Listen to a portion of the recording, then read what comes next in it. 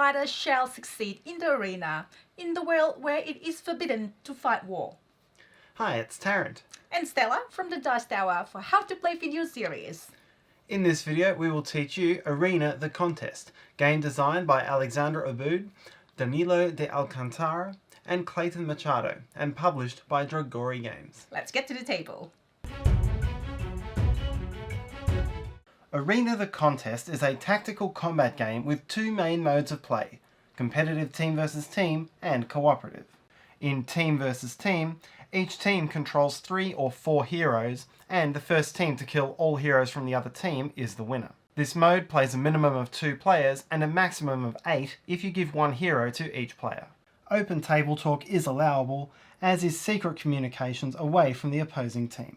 In the cooperative mode, a team of 4 heroes will face a quest from the quest book.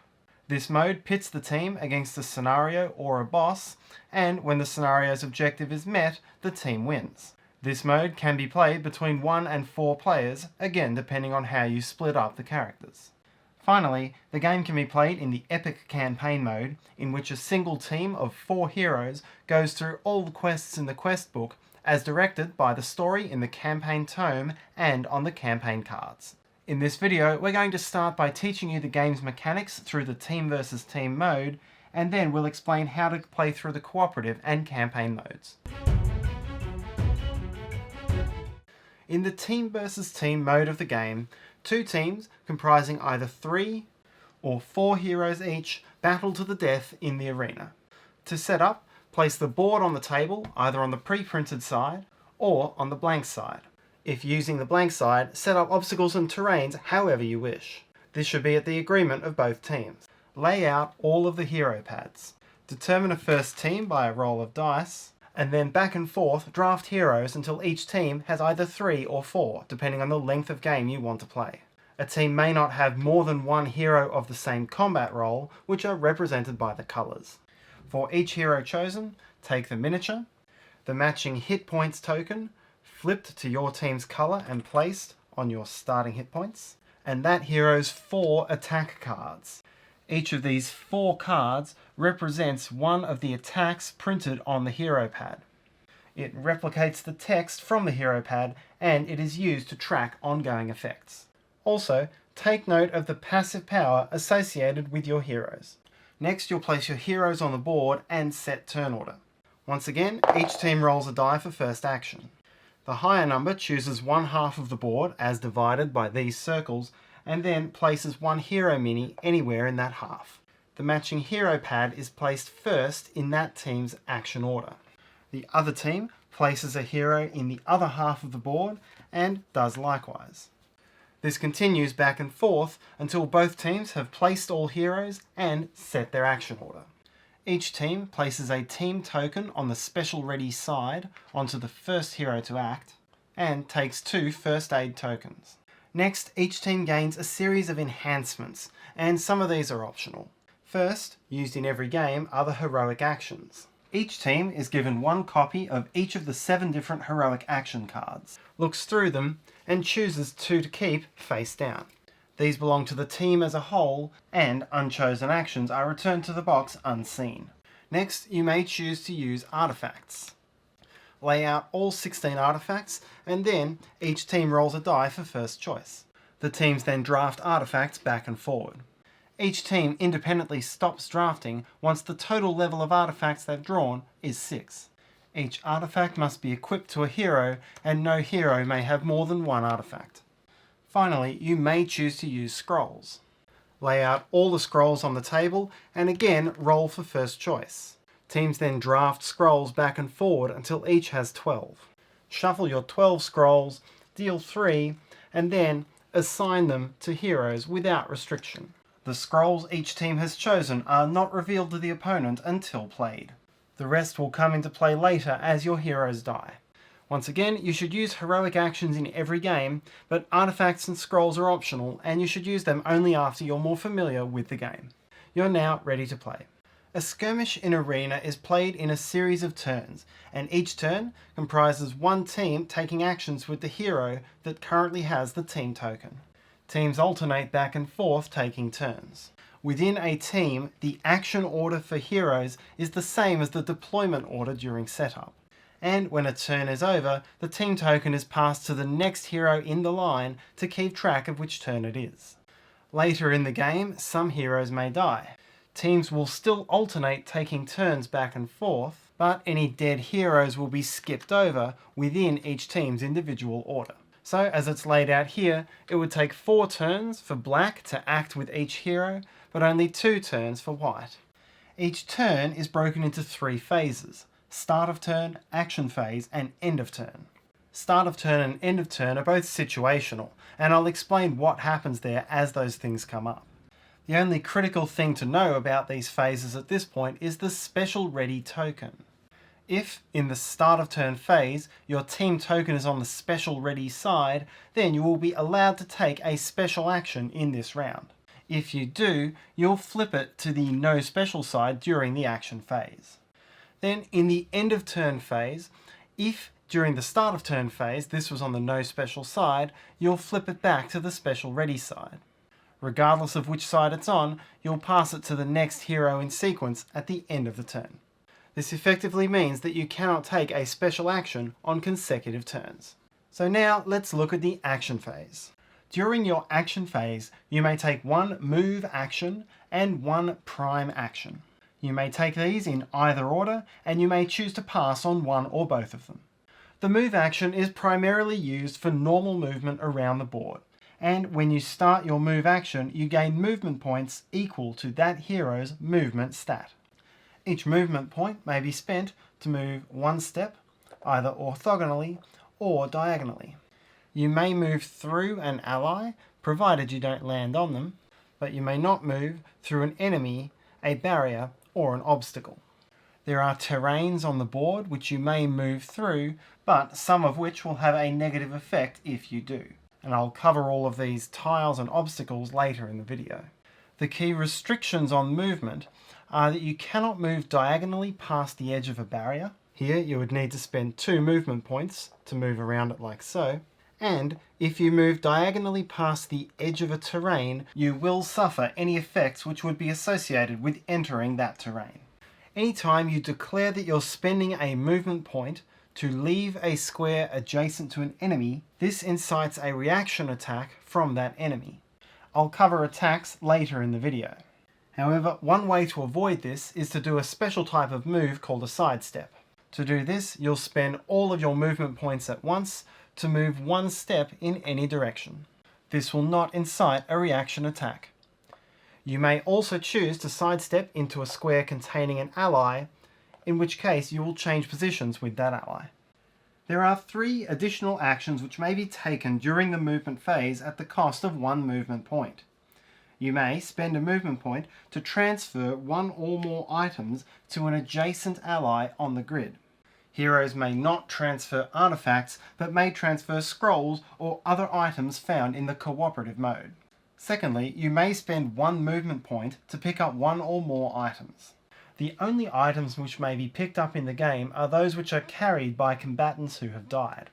When a combatant dies, its health token is placed on the space where it died, and this represents the location of its items. The player whose turn it is spends a movement point, chooses either its current space or an adjacent one, and picks up any or all items from 1 dead combatant on that space. You may only pick up artifacts from dead allies, not enemies, and must still adhere to the restrictions of 1 artifact per hero and 3 scrolls per team. The final option is to render first aid to a dead ally. This is a special action, so you'll need to be able to flip your team token to the no special side. Spend 1 movement point and 1 of your team's first aid tokens. Then you lose 20 health and you revive your dead ally with 20 health. You cannot take this action if it would kill you. The revived hero's hero pad is flipped face up again, and that hero regains the silver bordered primary attack cards, but not the gold bordered special attack cards. Next we'll talk about the prime action, and there are 3 ways that you may spend your prime action. You may move again, attack, or take a heroic action. If you take the move again action, then you get a whole new set of movement points and effectively a new movement phase.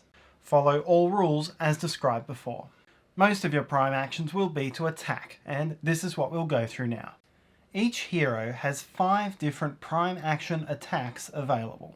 There are 2 primary attacks, which are printed with a silver border, and 2 special attacks printed with a gold border. These are shown on your hero pad and replicated on your 4 attack cards. These are the attacks that you'll be using on enemies. Primary attacks may be used over and over, while special attacks may be used only once each per game and require the special ready token to be flipped. Each player also has the basic attack available, which is printed on this help card. You can use it to attack enemies, but you're more likely to use it to attack inanimate objects like doors, which are immune to your tactical attacks. You also have a higher chance of striking a hit with a basic attack. Each player also has a basic attack stat, which is used only in the basic attack as well as reaction attacks, and a defense value. I'll take you through a quick summary of the attack process before I step through all of the steps in detail. When launching an attack, you will choose an attack and you will choose a target. Some attacks are melee, others are ranged. Then you'll roll a d20. If the value you roll meets or exceeds the defense value of the victim, then you'll apply damage to that victim as well as some other possible effects. Any attack which misses will still deal what's called residual effect, which is a bit less than half of the effect of the total attack. If you launched a special attack, you discard the appropriate card and flip the special ready token face down. That will bring an end to your prime action. With this in mind, let's look at the detailed sequence of how to launch an attack in your prime action. This table on page 17 lists all of the steps of an attack. The first step is declaration of attack. Here you declare that you're going to attack and you choose which of your attacks you're going to use. However, you do not yet declare the target. Making this declaration spends your prime action, and if you're using a special attack, that spends your team token. This means that if you get interrupted in some way and are not able to complete that attack, you've lost your action. The second step is that the enemy may declare an interrupt attack. This must come from a hero on the team whose turn it currently is not, who still has a special attack showing the interrupt icon. Since this is a special attack, that team's team token must be on the special ready side and must be flipped as part of the declaration. The enemy will then resolve the full attack timeline for that interrupt attack before moving back to the benefit drawback step of the interrupted attack. The only difference between the attack sequence for an interrupt attack and a normal prime attack is that these 2 steps, enemy may interrupt and enemy may reaction attack, cannot occur. These 2 steps may only be declared by the inactive team. Once again, if the interrupt attack invalidates the original attack, then the original prime action is over. The third step is to apply the benefit or drawback of this attack. These come in a few different styles, and we'll go through some examples. With some benefits, you'll take no immediate action, but it will modify the striking phase of the attack. But remember that this is the time you resolve it, and so if this were true at the start of your attack, but not true after an interrupt by your opponent, then the benefit would not apply. Some powerful attacks require you to suffer a drawback, which is an immediate impact which occurs now. Here you'd take up to 10 damage at this phase of the attack. Some benefits allow you to move between declaring the attack and declaring the target. An important distinction here is that you are moving, but you are not spending movement points. In particular, this means you can't spend any of these moves picking up items or administering first aid, and because you're not presently taking a move action, you do not incite reaction attacks from adjacent enemies when making a benefit move. So, while making this move as part of a normal move action would incite a reaction attack, making that move as part of the benefit of Perfect Hunt would not incite a reaction attack. The last sort of benefit shows the meanwhile keyword, and I'll come back to that shortly. After resolving or evaluating the benefit or drawback, the next step is the declaration of a target or targets. There are 3 prerequisites for a valid target: range, vision, and legitimacy. There are 3 different ranges of attack in the game. Close quarters melee, represented by the sword with a range of 1 square. Extended reach melee, represented by the pike with a range of 2 squares. And ranged attack with a range of 8 squares. Your range to a target is the number of movement points that you would need to spend to reach that target's space if you were unimpeded. So this hunter is a distance of 8 from both of these 2 targets, making them within range for a ranged attack. Both of these 2 figures could make an extended reach melee attack on the werewolf, and these 2 figures are close enough for close quarters melee. You are also allowed to make extended reach melee or ranged attacks on adjacent enemies.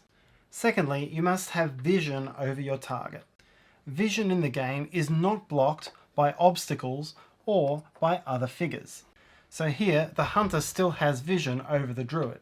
The only thing which blocks vision is a barrier, which can include a wall or a door. To determine vision, draw an imaginary line from one of the corners of the attacker's square to one of the corners of the intended target's square. If you can draw this line without crossing over any part of a barrier, including an edge or a corner, then you have vision. If the imaginary line touches even a corner of a barrier, then the intended target is well hidden. So in this layout from the blue figure, the red and purple figures are out of vision, the grey, green and yellow figures are in vision. Finally, for legitimacy, the target must meet the description shown next to the rangefinder icon. On most attacks, this is simply going to be one enemy. Some attacks may target up to 2 or 3 different enemies. Then there are a handful of attacks with some very specific legitimacy guidelines. Interrupt spells are only allowed to be made against the enemy that made the original attack. All enemies in a straight line means anything within range and vision on one of the 8 cardinal directions of the board. And this one specifically attacks all combatants within a 3x3 area. Choose a square within range and vision, and target combatants both in that square and each adjacent one, which is within range, although not necessarily within vision. It is not compulsory to declare a valid target. You are allowed to declare an attack, claim the benefits shown, and then end your attack by intentionally declaring an invalid target. At this point, the enemy may have the opportunity to declare a reaction attack.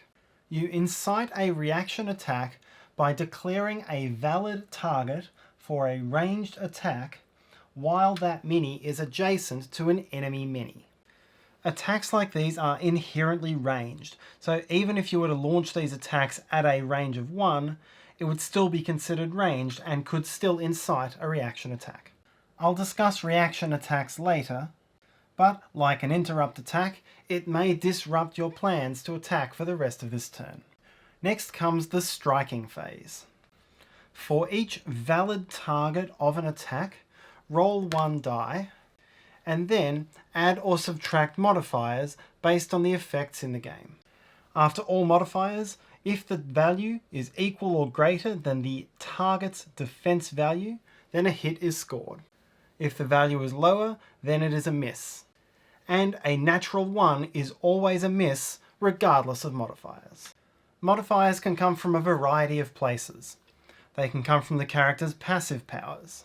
They can come from conditions that are currently affecting that character. For example, an exposed hero loses 3 on its defense value during an attack. There are 2 other tactical scenarios which can impact the die roll.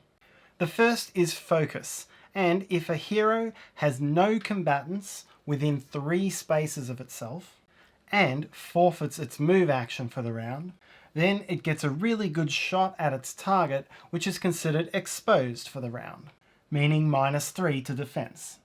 The second is mobbing, and if a target is adjacent to at least 2 non-adjacent enemies, and is adjacent to none of its own allies, then it is mobbed, and once again is considered exposed, which is -3 to defense. The next step is to apply each hit that was successful. First, check to see if your passive power applies. Here, if it applied, it would add an extra 4 damage to the hit. Then apply the outcome of the hit, represented by this star. First, you'll apply any damage that is listed as part of the hit. Then apply the effect, which will be written here next to the word effect. The effect will tell you in text who is the target of that effect, and it's not necessarily going to be the target of the attack. There are 3 types of effects. This one is an instantaneous effect, and you would immediately be allowed to move the targets up to 3 squares each. Some effects show the hourglass icon, and this represents a temporary but ongoing effect. This can be either a once per turn effect or an ends if used effect. To track ongoing effects from attacks, give the attack card to the victim. For an ends if used card, this is a single use or single impact effect. And so in this case, the first time this hero suffered the impact of exposed, this attack card would be returned to its owner. For a once per turn card, the effect would occur the first time it was relevant on each hero's turn while the affected hero remained in possession of the card. In this case, the hero would be cursed on the first primary strike of each opposing hero's turn. Ends if used cards and once per turn cards both have a time limit. The cards are returned to their owners, or discarded in the case of a special attack, during the card owner's start of turn phase. As such, a hero will always begin its action phase with none of its attack cards on opponent's hero pads. Some of these effects are applied to yourself and will give you a positive condition. But once again, you will gather it up back into your hand during your start of turn phase. The third type of effect is a permanent effect. And once again, this is tracked by placing the attack card onto the affected hero, but this one is not gathered up at the start of turn phase. If you roll a 20 in the striking phase, this is a critical hit, and you may apply an additional 5 damage. This may be done either before or after applying effects. And if your attack has multiple targets, you may only make 1 critical hit per turn. If you missed on every one of your strikes in this turn, then you will resolve the miss phase. Look at the attack that you launched. Then apply the stated amount of residual damage to the last target that you missed. This will usually be 5 damage for a primary attack or 15 for a special. There are a few cards which are slightly different. Residual damage differs from normal damage in that all conditions and effects are ignored, and it cannot reduce your hit points below 1. However, it does mean that even if you're rolling badly in the game, you'll still be damaging your opponents. The final phase of each attack is to resolve deaths. Up to this stage, any heroes whose hit points have reduced to 0 are still in the battle and their effects are still resolved. But then at the resolve deaths phase, any heroes with no hit points left are removed from the board and their hit point token is placed in the spot of death, representing items that they're still holding. Flip over the dead hero's hero pad, leaving any items on it. If you're playing with scrolls, draw 2 new scrolls and then distribute them among your surviving heroes however you wish. There is a maximum of 3 scrolls per team at any time, so you may need to discard down. If all heroes on your team are dead, then you've lost the game and your opponent wins. Some other specifics on attack types. An attack with the meanwhile keyword in its benefit generally allows you to make a series of moves and strikes in sequence. When doing this, you'll make part of your benefit and then declare target and strike, then return to complete your benefit, declaring target and striking again, before resolving all hits and misses after your final striking phase is complete. A reaction attack can be incited in one of 2 ways, which we've already described. One is to spend a movement point to leave a square adjacent to an enemy, and the other is to declare the valid target of a ranged attack while adjacent to an enemy. Each enemy may only make 1 reaction attack per turn, even if incited multiple times, but multiple different enemies may make reaction attacks against the same hero on the same turn. All reaction attacks have the effects and damage shown on this help card, and the amount of damage dealt depends on that player's basic attack statistic. If you are hit with a reaction attack during your move action, you will lose 1 movement point. As for other attack types, you will go through the full sequence of the attack timeline, except that you cannot be interrupted or yourself reacted against because it is not your turn. Finally, some attacks in the game, particularly those of healers, are not violent in nature. Here, you're making a quote-unquote attack on a dead ally. If you roll a successful hit, then you will be healing that ally successfully. You still go through the full attack timeline when resolving a non-violent attack of this nature. The third and final way to spend your prime action is to take a heroic action. This is a special action, so you must be able to flip your team token to the no special side. To do this, you simply flip one of your 2 heroic action cards, execute the text printed on it, and then discard it. These effects are automatic because heroic actions are not attacks and do not require a die roll. The last thing a player may choose to do is use a scroll. Using a scroll does not take up a prime action and does not even need to be done on the scroll holder's turn. It could even be done during the opposing team's turn if appropriate. The only restriction is that it is a special action, and so at the time it's used, that team must be able to flip the team token to the no special side. All scrolls have an immediate effect, so simply flip the card over, execute the text, and then discard it. Some more notes on effects and conditions. There are 5 pairs of conditions in the game, each with a harmful and a helpful counterpart.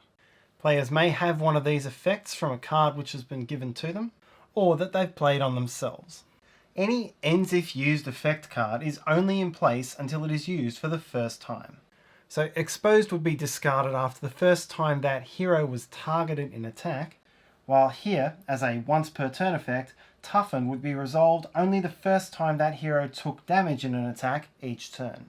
Conditions do not stack, so if a player had 2 exposed cards, the first would be resolved and discarded on the first attack, and the other on a subsequent attack. Additionally, opposite conditions are considered to cancel each other out, so this player would be assumed to have neither of those conditions at this point in time. In this case, one of each condition would cancel the other out, and then the remaining exposed would still be in effect. The other passive power which needs description is the circles, and these appear on bruisers and tanks. During your start of turn phase, if you are adjacent to a tank or a bruiser, you will come under its circle, and the effect of that circle will be with you for the rest of your turn, even if you move away from that figure. Finally, we'll look at the different tiles in the game. Walls, which can be made of either stones or bones, block your movement and your vision. Lava or spikes cause damage. The first time you move from safe ground to one of these terrains on a turn, you will suffer 4 damage. And if you start your turn on one of these terrains and don't leave it by the end of that turn, you will also suffer 4 damage. Ruins and swamps are difficult to move through.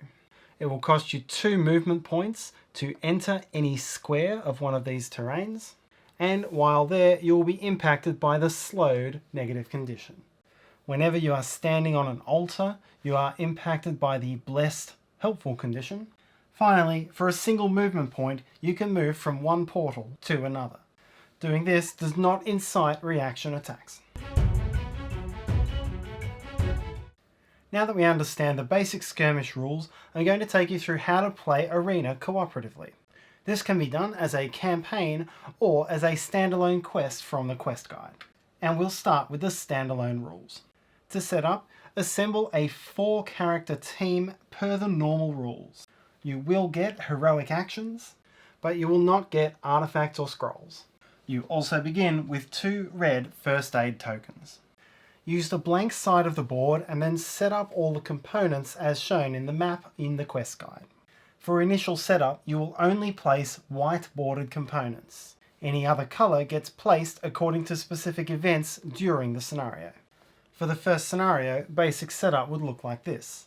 There are 4 generic types of villains which come with the game: Warlord, Snipers, Soldiers and Sentinels. The quest book will describe what each of these is thematically in this scenario. In the first scenario, you start with 3 Sentinels on the board, and so you remove any cards which aren't 3 Sentinels, and then lay these cards out, as this will help you keep track of which villains have taken their turns in a given round. Add base rings in the matching colours so you can tell the enemy figures apart. Each of these then has a hit point token in the matching colour that you can place on the outside of the board. Certain inanimate objects in your scenario, such as locked doors and statues, may also need to be tracked on the outside of the board. Shuffle up the evil powers, the flasks, and in some scenarios, the fates. If you are playing a boss scenario, you'll also need the appropriate boss pad, the 5 attack cards corresponding to that boss, and to shuffle up the boss spells. Most bosses start with 280 health, and so you've got these plus 70 tokens to keep track of the boss's full health. To finish setup, place the experience point marker on 0, and in certain scenarios also the time tracker, and then place your hero minis on one or more of the staircases on the board. The scenario booklet includes everything you need to know about that scenario, and all of the information and events that are coming are meant to be public knowledge at the start of the scenario. Ignore anything in a blue box which shows the campaign modifier icon. Each quest in the cooperative mode has a primary objective and a series of secondary objectives. The scenario will end immediately in victory once you achieve the primary objective. You can improve your success, and particularly during the campaign mode, earn extra experience points by completing secondary objectives as well. But the scenario will end as soon as the primary objective is complete. Alternatively, it ends in defeat as soon as your entire party is dead. Unlike the team versus team mode, cooperative mode is played in rounds. Each round begins with all of the heroes acting, and then all of the villains acting. There is no longer a defined turn order among the heroes. As long as each hero takes only one turn within the round, you may activate them in whichever order you wish. A dead hero who is revived does get to take a turn during that round. You will resolve the team token the same way you always have, flipping it face down when you take a special action, and then flipping it back to the face up side during the end of turn phase after a turn where you didn't have it available. This way you'll not be able to take consecutive special actions. After all heroes have acted, then each of the villains must be activated once, and the team gets to choose which order to activate them. After they're all done, you'll move to the next round and activate your heroes again, and so on until the end of the scenario. At the start of the first villain's turn in each round, flip over an evil power card. This dictates the way in which all villains will act in this round. If you've run out of cards, shuffle the discard pile and draw again. First, identify the power. This will be either some sort of immediate event or an effect or condition which will be applied throughout the round. If it's an ongoing effect, it will be there until the next evil power card is drawn in the following round. Then read the command. This will tell you who all of the enemies will attack and how they will go about it. Each villain's turn is then resolved in sequence in 2 phases. First the thinking phase and then the acting phase. In the thinking phase, the villain determines its target. If the round's command is basic strategy, this will be the nearest reachable hero. If tied, it's whoever has fewest hit points, and if still tied, it's whoever is safer to reach. So in this setup here, the blue wizard is the nearest reachable target, even though the orc has to walk on lava to get there. In this scenario, both the wizard and the werewolf are equally distant, and so the orc's target will be whichever hero has fewer hit points, or the werewolf, which is safer to reach, if hit points are tied. A hero is not considered reachable if the villain will die walking on lava to get there. And so in this case, the wizard is an invalid target, and the orc will target the werewolf. Finally, in this scenario, the wizard remains unreachable, and so the rogue becomes the nearest reachable target. This is true even though the hero can't be reached on a single movement action.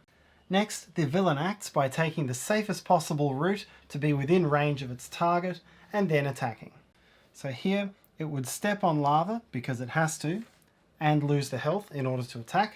If this were the starting position for its turn, it would attack first and then sidestep off the lava in order to avoid further damage.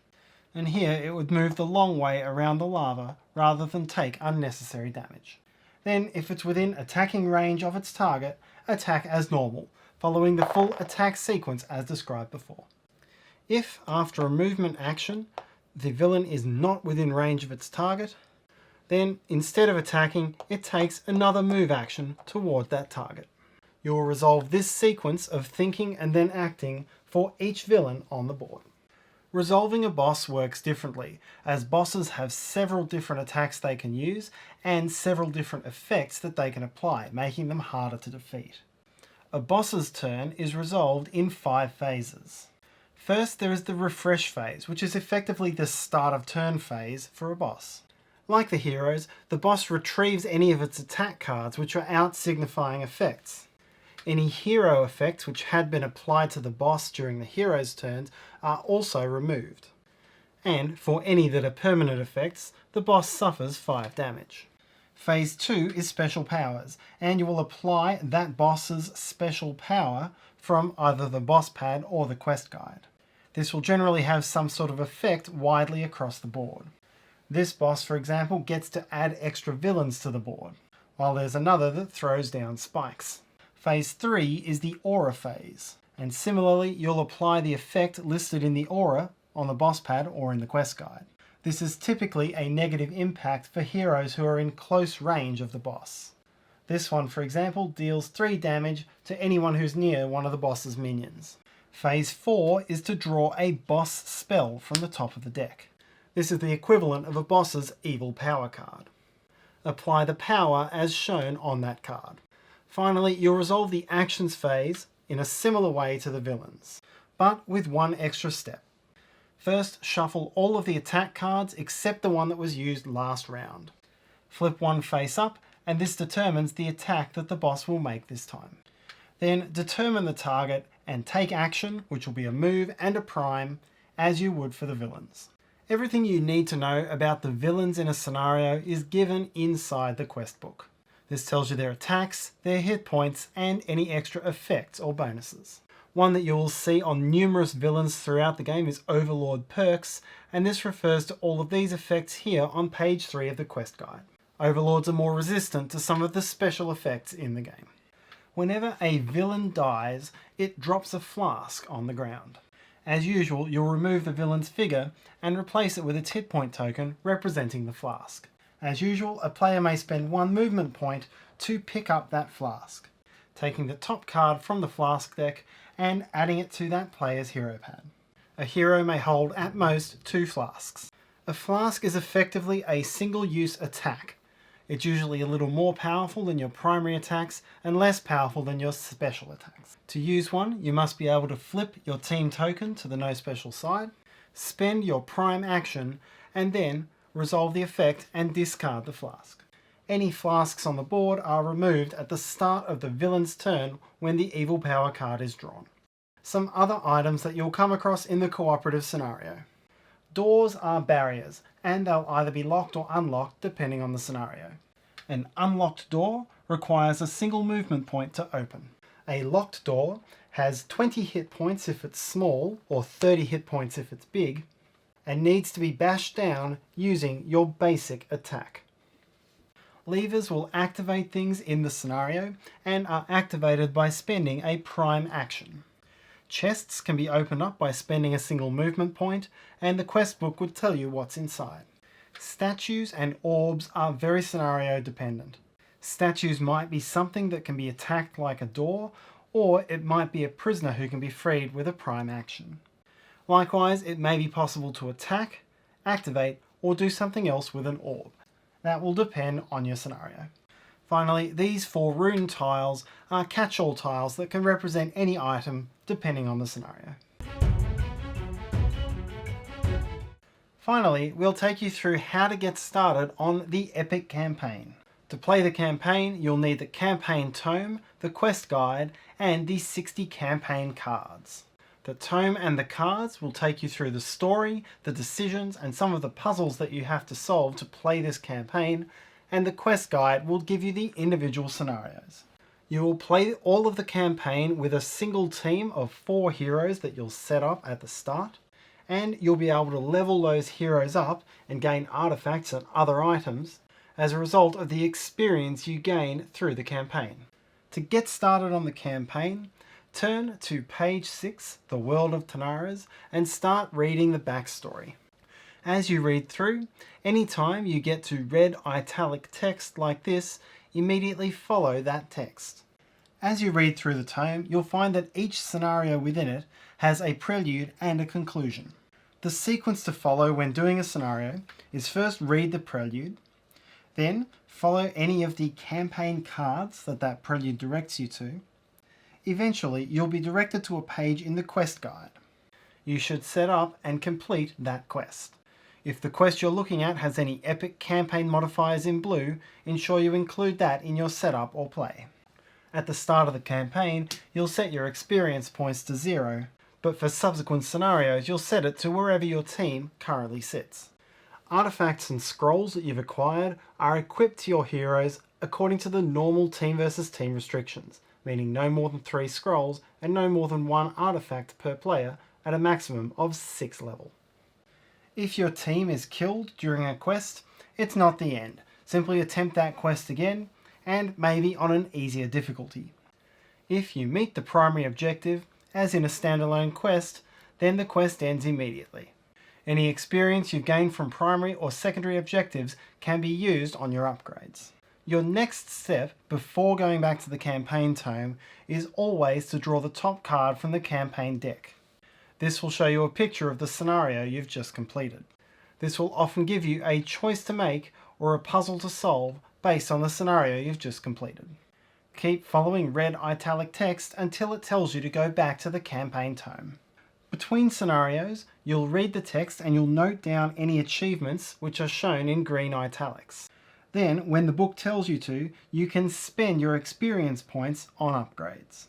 Level up cards improve your basic stats. Each hero's first card of a certain type costs 4 experience points. The second costs 8 and the third costs 12. No hero may have more than 3 of a kind and the team may not have more than 5 of a kind. A hero may purchase a primary attack from a different hero of the same combat role for 3 experience points, and may buy a special attack in the same way for 2 experience points. Each hero may have no more than 1 extra special attack at a time and will lose it after the following scenario. The team can buy an improved first aid marker, which heals 20 without harming 20, which again is retained only for the next scenario if not used. Scrolls can be purchased for 1 experience point, and level 1 or 2 artifacts can be purchased for 4 or 8 experience points respectively. Level 3s cannot be bought. After each of the first 5 quests, each player will also gain a special reward for free. These are similar to those benefits I just explained, and I'll leave you to read them on page 37 of the main rulebook. Finally, between scenarios, the team will lose any improved first aid, any unused special effects, or any flasks that were picked up during the scenario. Through the campaign, you will often come up against some puzzles that the team has to solve. This will be based on your own deduction skills, plus the information that you've been reading in the tome. When you come up against a puzzle, you'll have a QR code to check the answer, or you can check the back of the campaign tome.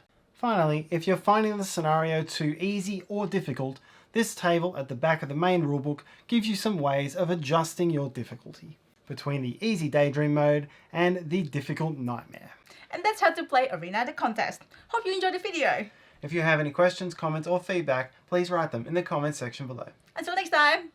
Thanks so much for watching another Dice Tower video. If you enjoy our videos, subscribe to the channel for more fun, comprehensive board game coverage. Also, consider joining us at one of our events. Come to Dice Tower Retreat, a small, intimate gathering where gaming is king. Join us for Dice Tower Cruise, the largest board game cruise. Attend Dice Tower West in Las Vegas for gaming fun on the West Coast, or Dice Tower East in Orlando, in sunny Florida. Dice Tower Conventions, the friendliest gaming conventions on Earth. I'm Eric Summerer, and you've been watching The Dice Tower.